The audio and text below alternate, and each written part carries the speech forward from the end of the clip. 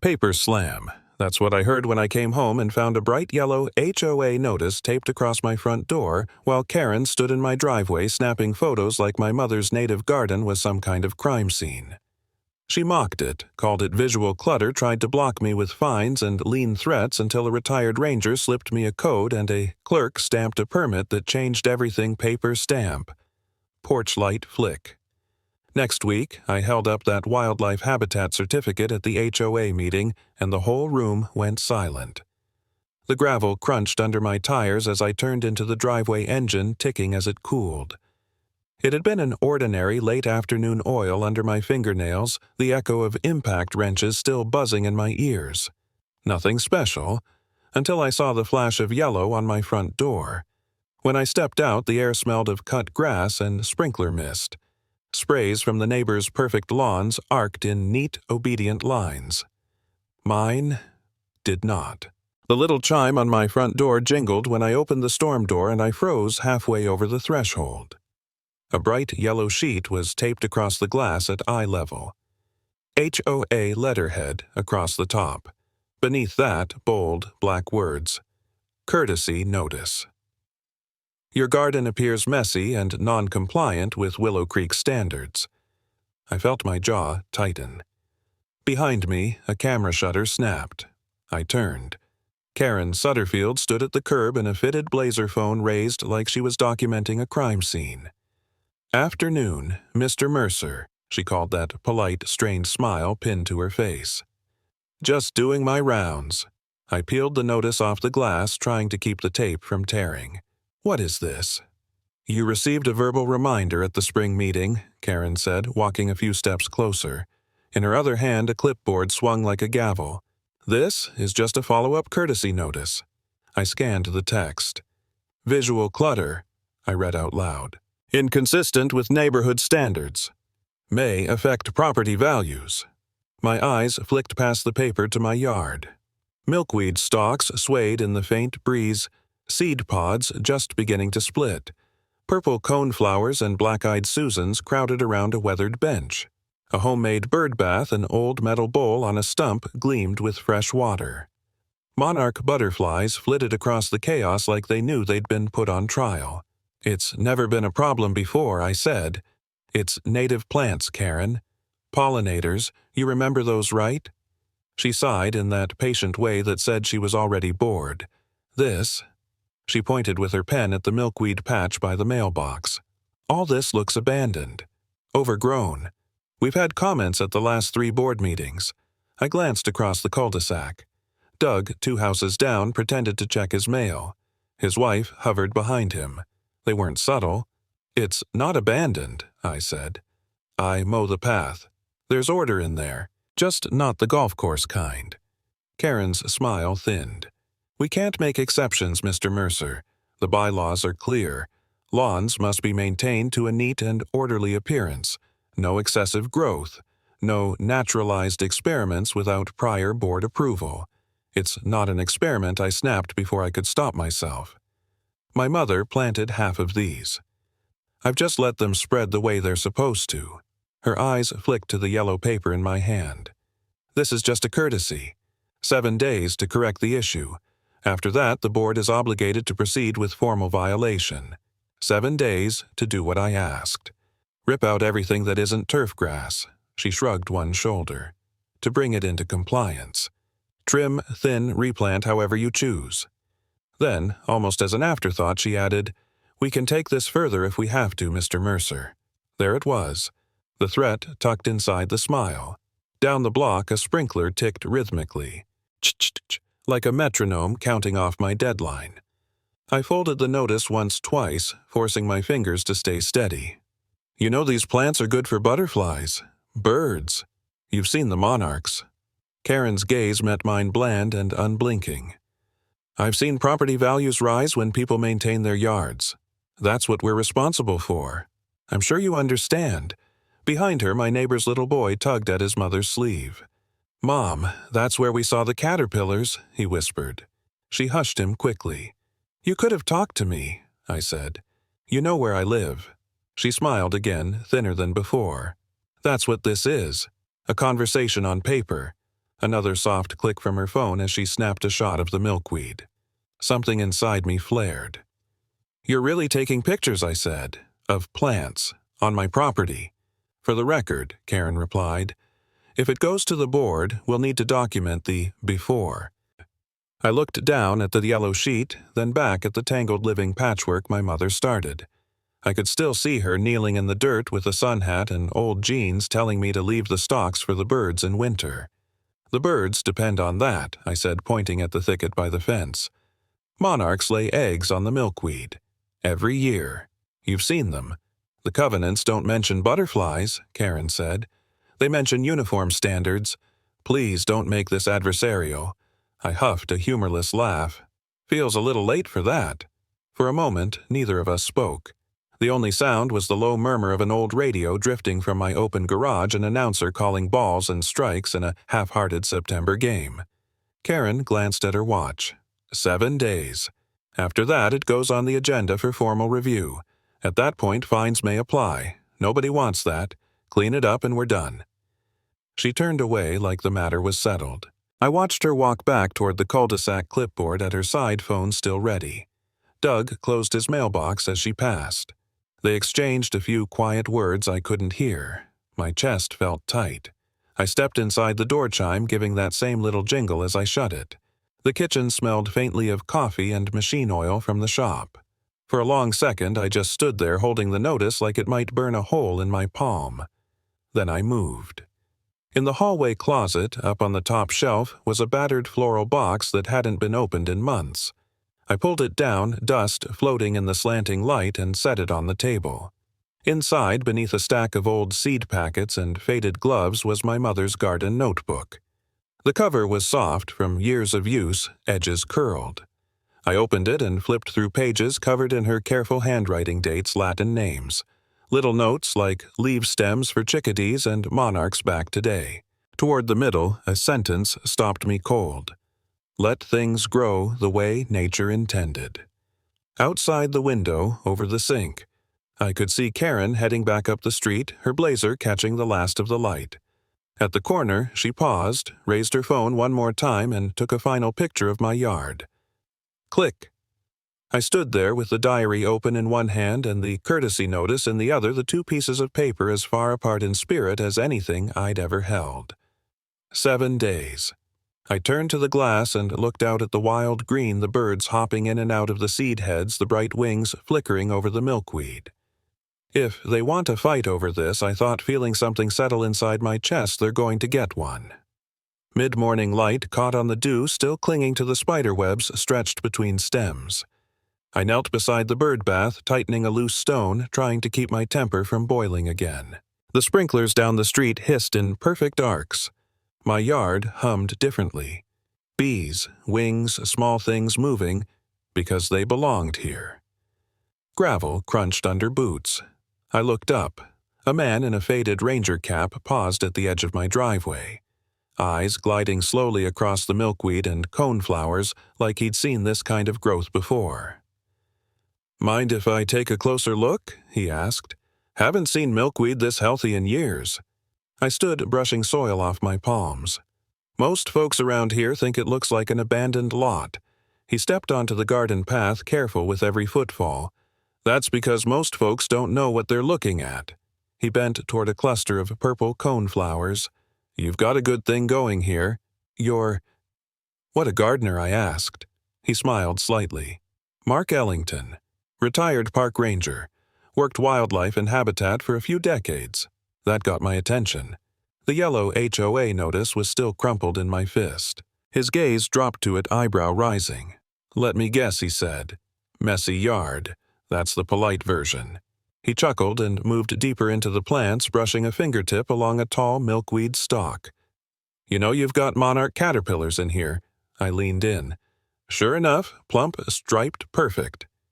"HOA doesn't care," I muttered. "They care that I'm not mowing everything flat. That's because HOA rules care about aesthetics," Mark said. "Not ecology. And not always the law." I frowned. "What law?" He straightened, looking around the yard as if assessing a site. "There are state conservation codes, city measures, habitat regulations. Sometimes they override neighborhood covenants if the property meets certain criteria. Across the street, a guy walking his dog slowed down pretending to check the leash while eavesdropping. Mark pointed at the bird bath. You've got water host plants, seed structure cover. Birds nesting. In the serviceberry tree, I said. A robin family every spring. He nodded approvingly. Then there's more going on here than a messy yard. I exhaled. Karen doesn't see it that way. Karen, he asked. HOA president. That explains the notice. He held out a hand. I passed him the paper. He skimmed it once and huffed. Same language they used in Willow Heights back in 18. That case didn't go their way. What happened, homeowner proved their yard qualified for habitat recognition under city code. Once it was certified, HOA couldn't require removal. Those words hit like an air pocket opening in my chest. You're telling me this could be protected, possibly, he said. Depends how serious you are. I crossed my arms. Serious enough to not let my mom's garden get bulldozed. He nodded at that. Good reason. From his wallet he pulled a business card worn thin at the edges. The city logo flashed in the sun. Olivia Reyes, he said. City clerk. Handles environmental filings. If there's a path, she'll know it. He flipped the card over and scribbled something on the back. Ask her about Conservation Code FARA 1207, and bring evidence photos, plant lists. Whatever you've got. I thought of my mother's garden diary sitting on my kitchen table. I've got something better than photos. Even better, he said. People like Olivia appreciate history. The dog-walking neighbor pretended to tie his shoe. The dog sat bored, staring at him. I took the card. So, how does this work? If Olivia certifies it, HOA can't touch it, they can complain, he said. But they can't force compliance with rules that contradict city policy, and Karen's not going to like that. Oh, she'll hate it, Mark said. But that's her problem. He adjusted his cap gaze, sweeping the garden one more time. What you've got here matters, more than they realize. Something loosened in me just a little. He stepped back toward the sidewalk. If they want to fight over nature, he said, fight back with nature and the right paperwork. He took a few steps, then paused and turned. Tell Olivia I sent you. She owes me a favor. And don't wait too long, the board will. Then he walked off, boots crunching steadily until the sound faded down the block.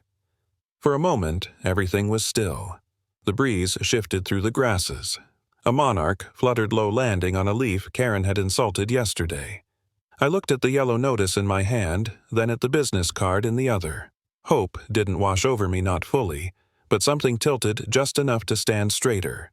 Inside, I opened my mother's diary and wrote 3 words on a fresh page: habitat, protect it, fight, and under it, 112-07, Olivia Reyes. For the first time since Karen taped that notice to my door, the fight didn't feel one-sided. Not anymore. Somewhere across town, a printer in the HOA office gave a sharp beep and pushed out a stack of paper. I wasn't there to see it, but I could picture Karen stacking pages on a clipboard. I met those pages the next morning at the post office. Fluorescent lights buzzed overhead. A short line snaked back from the counter people clutching bills and packages. On the far wall, the bulletin board was crowded with flyers and church notices. In one corner, a green poster showed a butterfly over the words, Support Local Wildlife. Next, the clerk called. I stepped up. She adjusted the glasses hanging from a chain around her neck and reached under the counter. Certified mail for you, Mr. Mercer, she said, from Lakeview Ridge, HOA. She slid a heavy envelope toward me. The return address was printed in bold all caps. I signed the green card she held out. When I picked up the envelope, it felt too solid, like there was more cardboard than paper inside. Movement by the P.O. boxes caught my eye. Karen stood there with Roger Hale, the HOA vice president. Roger clutched the familiar blue bylaws binder to his chest. Both of them watched me over the doors of the boxes. Morning, Dan, Karen said, projecting her voice just enough to carry. Got your notice on the agenda, Roger added. Board's been reviewing the situation. Behind me, someone in line muttered, Told you that jungle would catch up with him. I didn't turn around. The Support Local Wildlife poster glowed at the edge of my vision. I could have waited to open the envelope at home. Instead, I slid a thumb under the flap right there and tore it open. A gray folder slid out. On the front, stamped in black letters, Violation File. Lot 17. My lot. I opened it. The first page, Final Courtesy Notice. The next, Formal Violation. A third, Fine Schedule. Behind the text taped neatly were printed photos of my yard, driveway angle, sidewalk angle, across the street angle, date and time stamped in the corner, the milkweed, the coneflowers, the bird bath. My mother's plants reduced to glossy rectangles. Roger stepped closer, eyes too bright. Per Article 4, Section 2, he recited, failure to correct within 7 days may result in daily fines not to exceed $200, and per Article 8, Section 1, unpaid fines may result in a lien being placed on the property. He gave the word lien extra weight. Karen crossed her arms and turned slightly toward the room.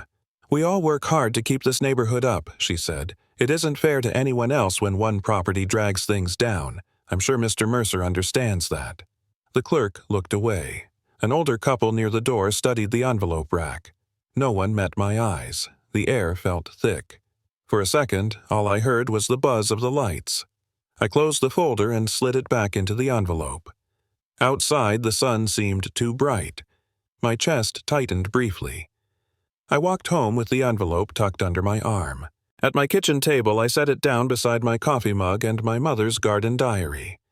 Mark's card lay between them, the city logo catching a line of light. I opened the folder again. The fine schedule laid everything out in columns, day 1 day, 2 day 30. The total at the bottom climbed higher than my monthly mortgage. Under it, a single line in smaller type, failure to pay fines may result in lien action as permitted by law. I read that line 3 times. They're willing to gamble my whole house over a few inches of grass, I said. Saying it out loud made the idea land with a thud in my chest. I flipped back to the photos. My yard stared back at me, red circles around milkweed clumps, arrows pointing at seed heads as if they were contraband. One shot zoomed in on the bird bath, a sparrow caught in mid-splash like evidence of a crime. On the open diary, my notes from the day before stared up at me. Habitat. Car 1207. Olivia Reyes. I put my hand flat on the page, feeling the faint impressions of my mother's older entries underneath. Then I picked up Mark's card and dialed the city number with a steady hand. If they thought they could scare me silent with a folder, they'd picked the wrong gardener. City Hall always made me feel like I was back at the DMV, too bright, too quiet, and everyone a little tired of paper. I sat in a straight-backed chair in the records office violation folder, and my mother's diary stacked neatly in front of me. The chair squeaked if I moved too much, so I tried not to.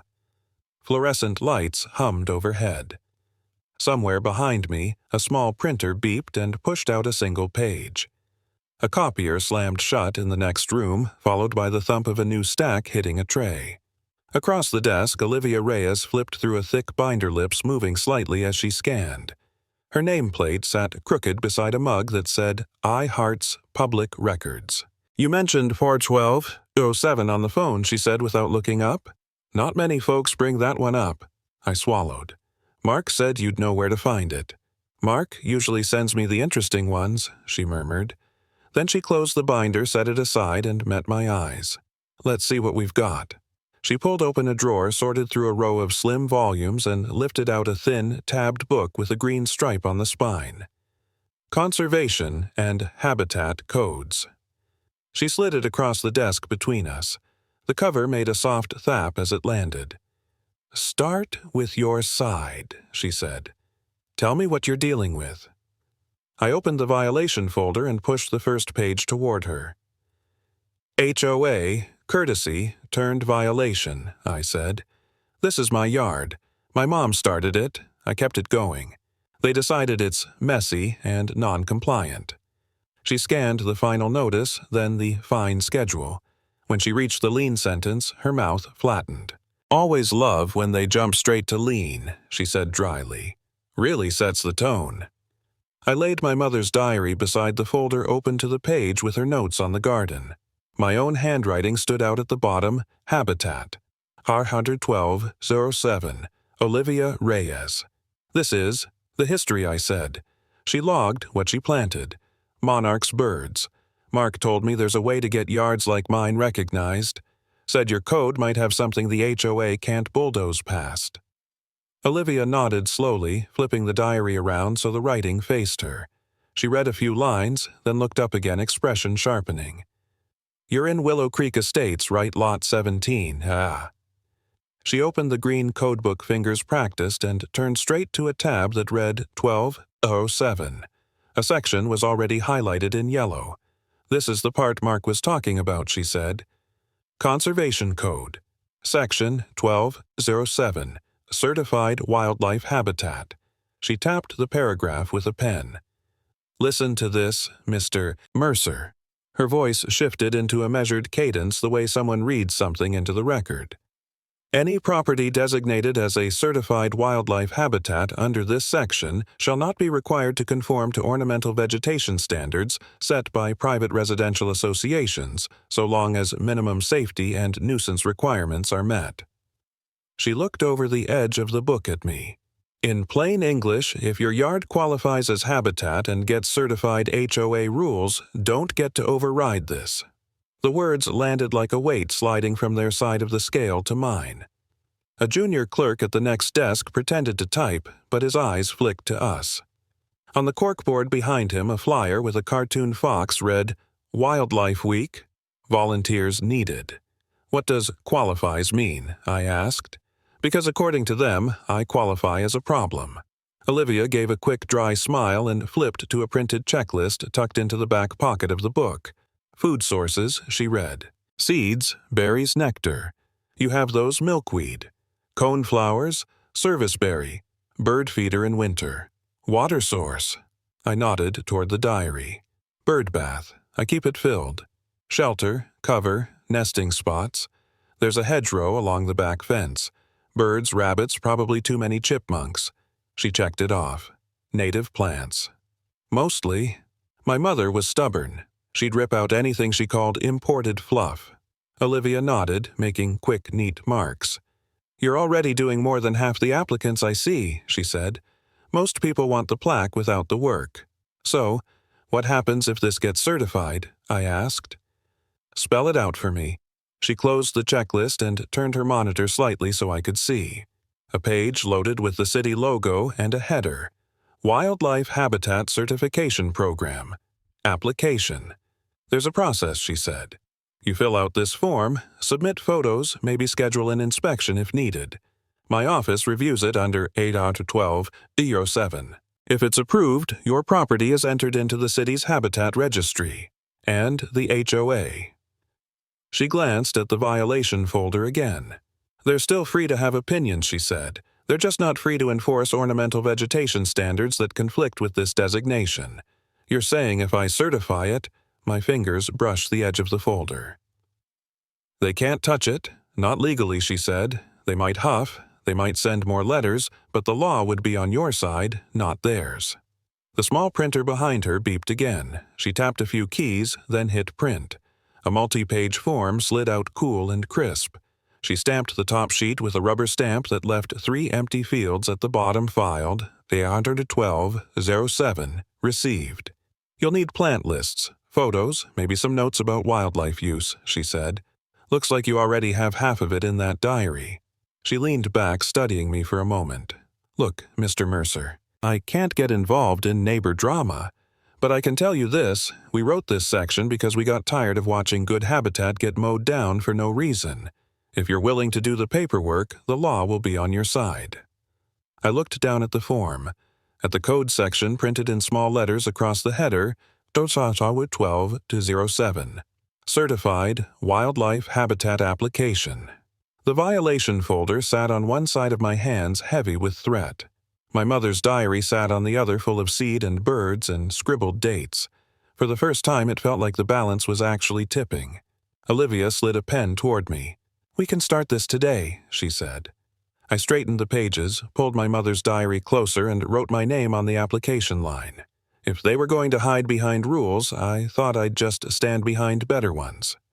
The scanner on Olivia's desk gave a sharp beep as it pulled the first page of my application through. The light bar slid under the glass, washing my cramped handwriting in pale green.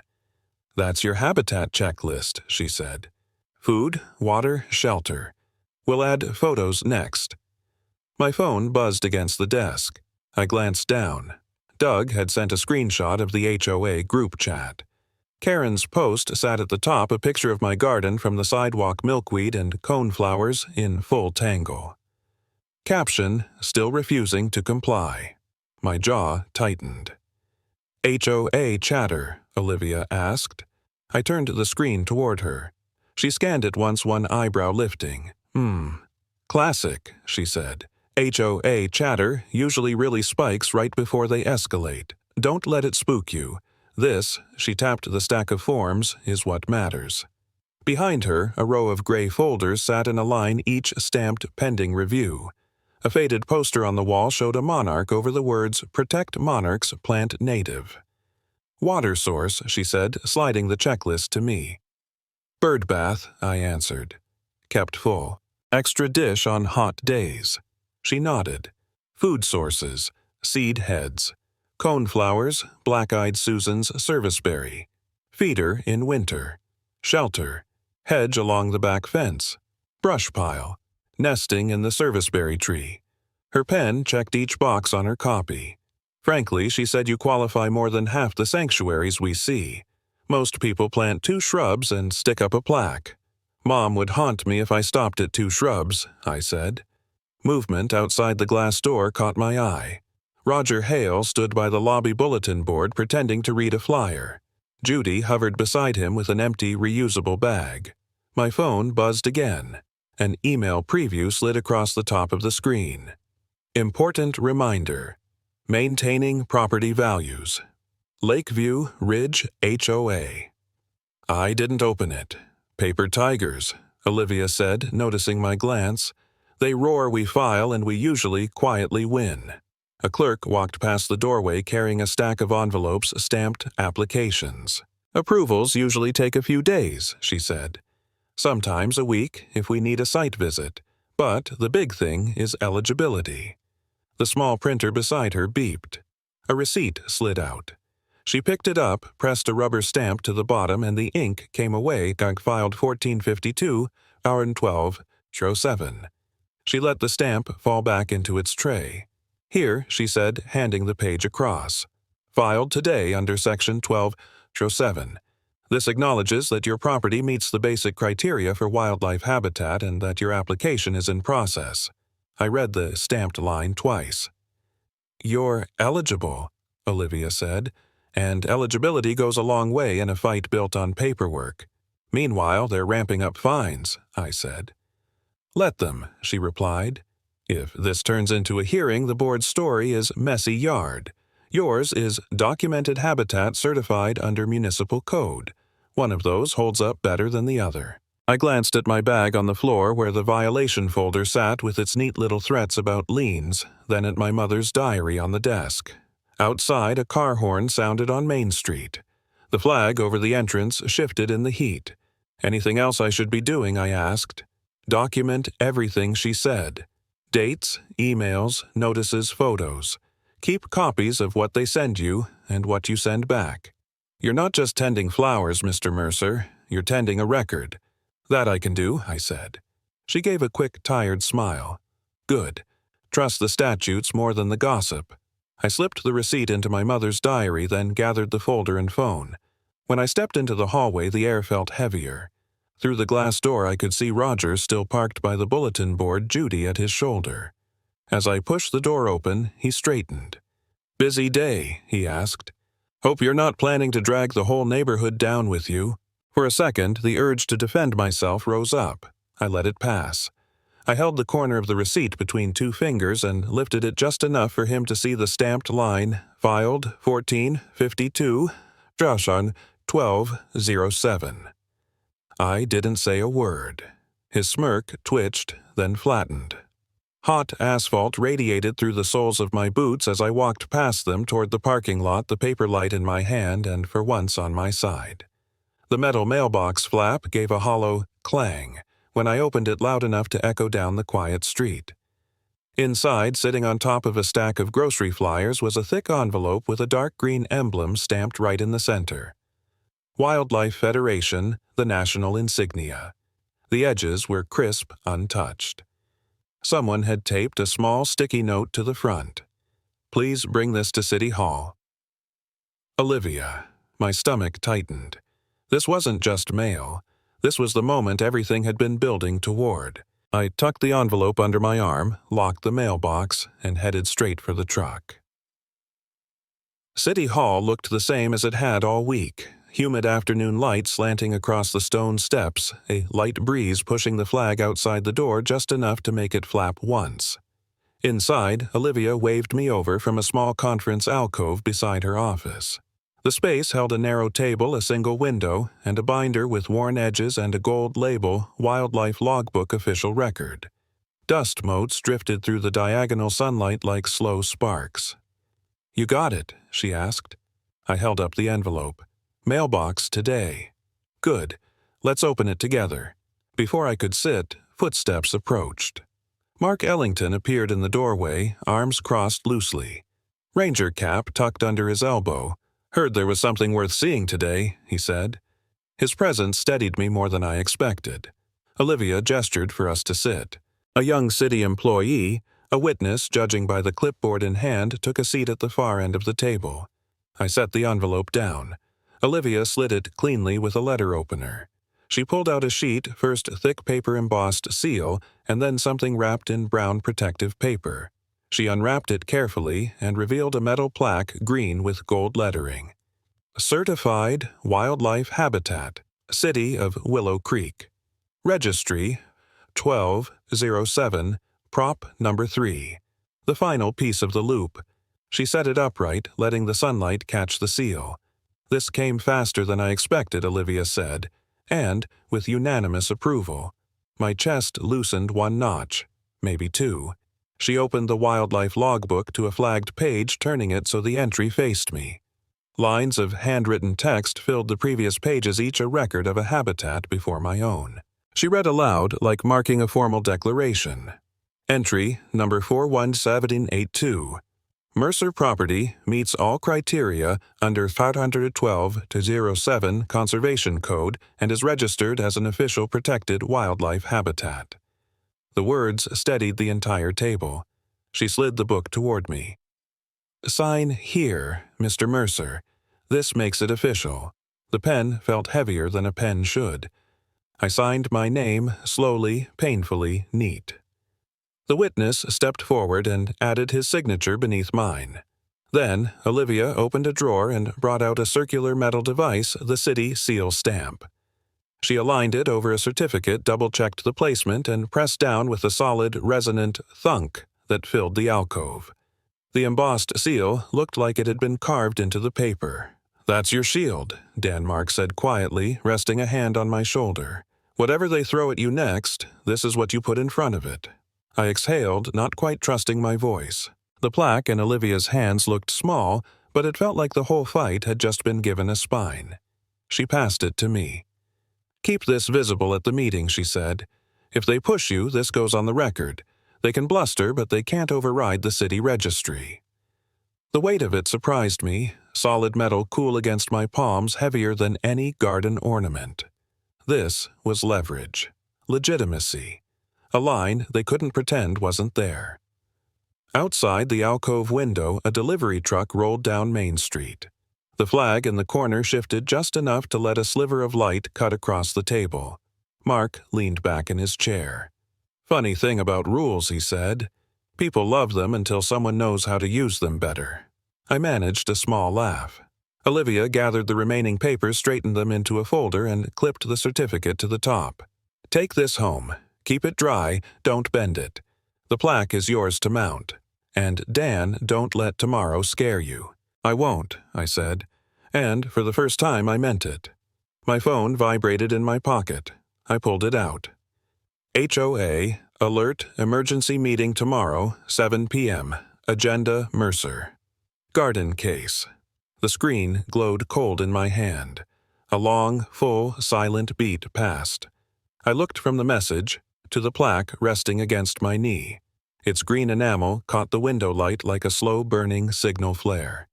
Tomorrow wouldn't be easy, but tomorrow, for the first time, I wasn't walking in alone. I slid the plaque into its protective sleeve, tucked the stamped certificate behind it, and stood. "See you on the other side of this," Olivia said. Mark tipped an invisible hat. "They wanted a fight," he said. "Now they're getting the right kind." And I walked out of City Hall steady, deliberate, holding the only thing in this whole mess that actually had the law behind it.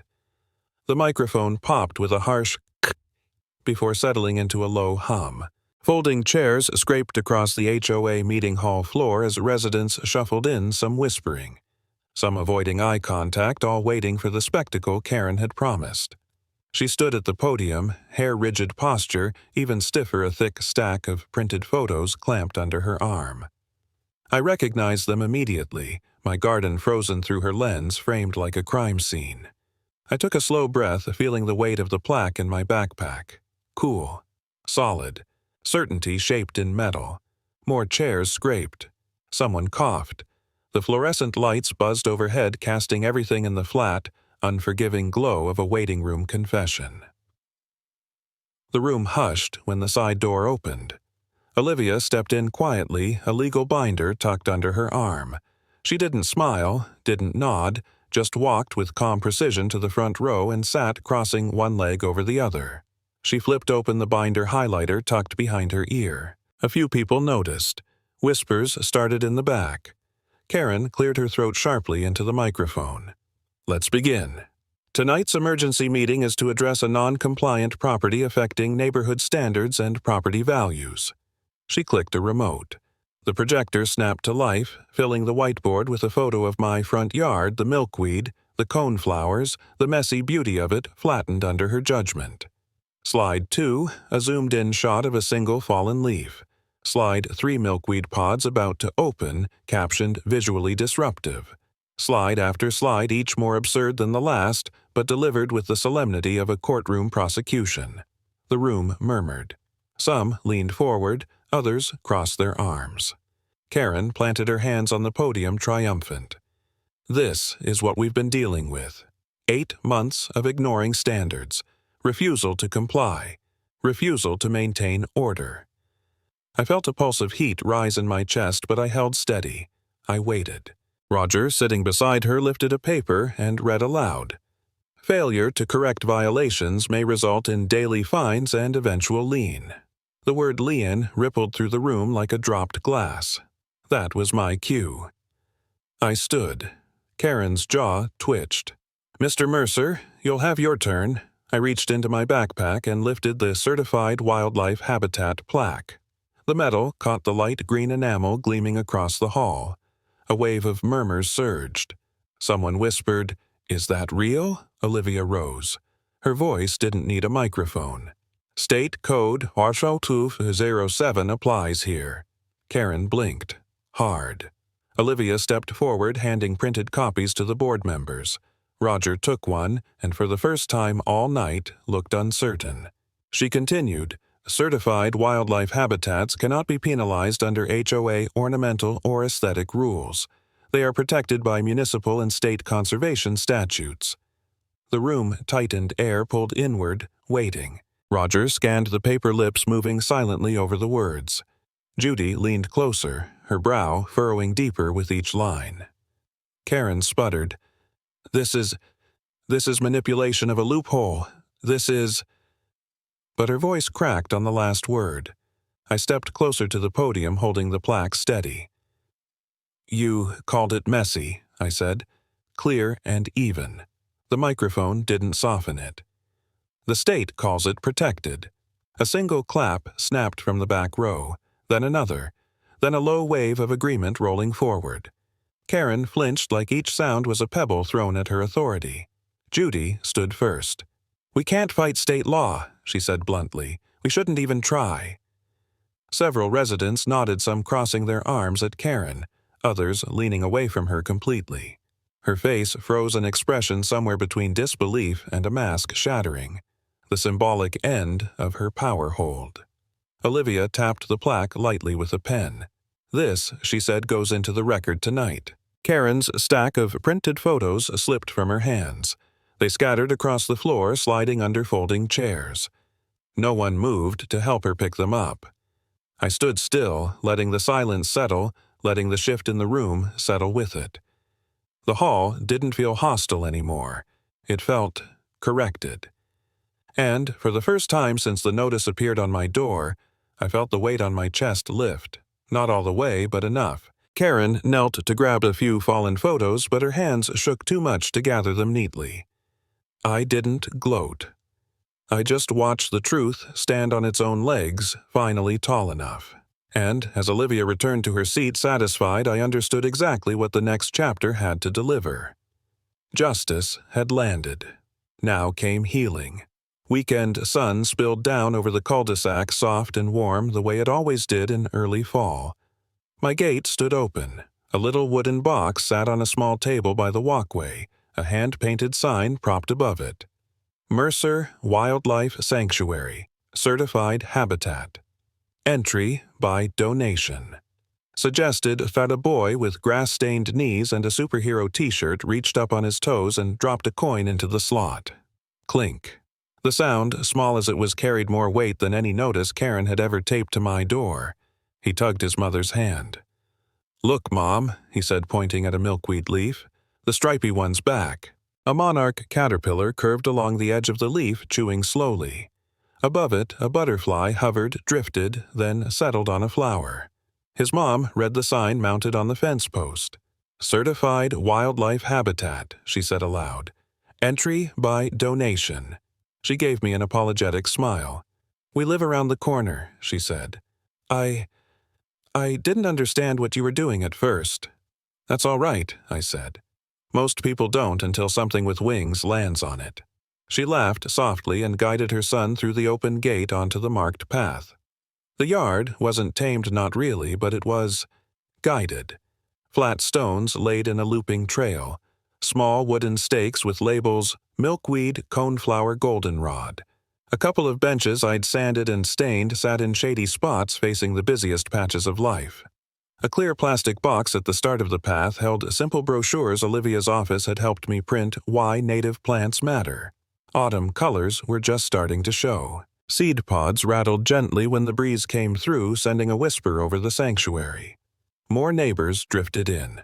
A retired couple from 2 streets over, a family I only knew by the dog they walked every night, a teenager with earbuds who kept stopping to snap photos of butterflies on his phone.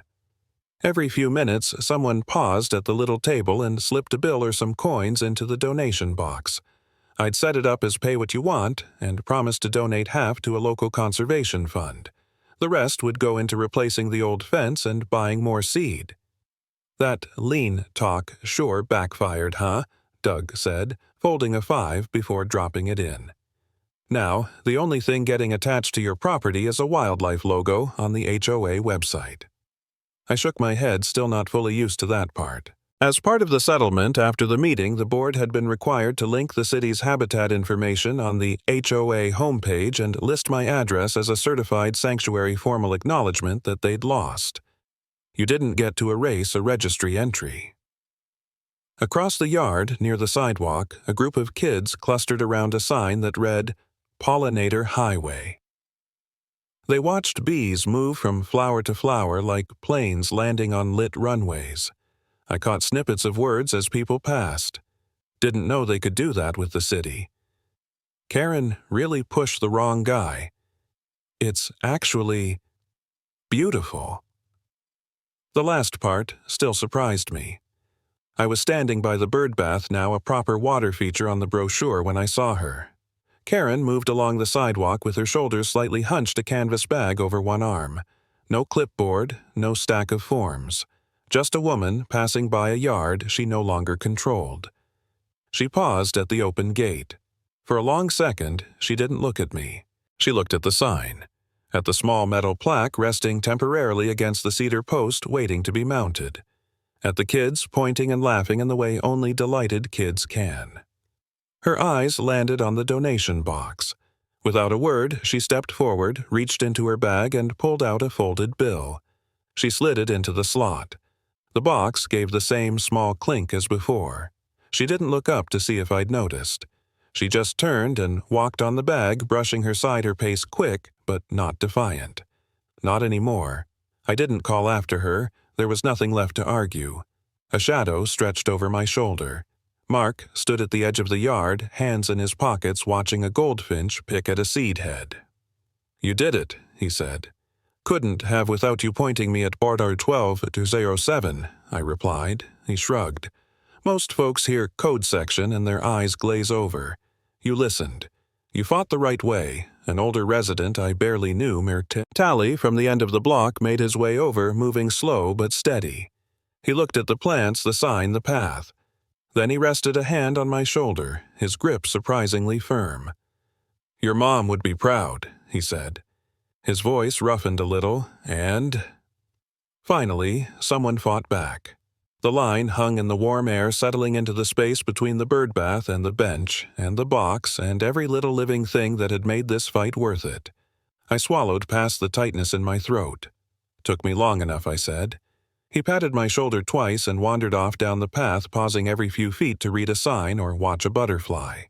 Later, when the flow of visitors thinned and the sun slid lower, I carried the plaque to the front of the yard. A cedar post stood there anchored in concrete I'd poured myself the night before. I held the plaque in place, drove the screws in one by one. The metal settled flush against the wood like it had always belonged there. Certified Wildlife Habitat. At the bottom, in smaller letters, City of Willow Creek. Registry, Fiero 12-07. I stepped back. A breeze moved through the tall grass, setting the seed heads swaying in slow waves the way they had long before this house, this street, this HOA ever existed. I went inside, picked up my mother's diary from the kitchen table and carried it out to the bench by the path. The pages fell open to an old entry, her handwriting looping and certain. I traced the sentence I'd read 100 times since this started. "Let things grow the way nature intended," I whispered. The gate was open. People were paying to see the garden we'd refused to flatten. The HOA had been forced to print the word sanctuary next to my address. And for the first time in a long time, the only thing that felt heavy in my hands was the future, and it felt right. The plaque I bolted to the cedar post still catches the afternoon light, its raised seal reminding me how close I came to losing this place. After the hearing, neighbors began stopping by, not out of curiosity, but respect proof that a posted order can change more than a rulebook. I learned that standing your ground doesn't require volume, only the right paper, and the courage to sign your name where it counts. Even Karen's quiet donation told me the fight had shifted from conflict to correction, and the community was ready to grow differently. Finally, someone fought back. Share your HOA story below your map might help someone redraw theirs.